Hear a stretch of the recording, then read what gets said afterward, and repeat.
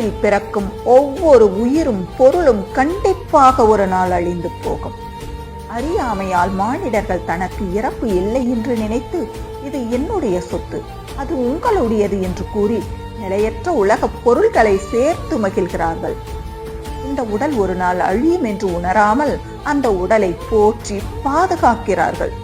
இந்த உடல் அழியும் போது அந்த சொத்துக்கள் மீது கொண்ட அன்பு நிலைக்காது என்கின்றார் சிவவாக்கிய சித்தர்.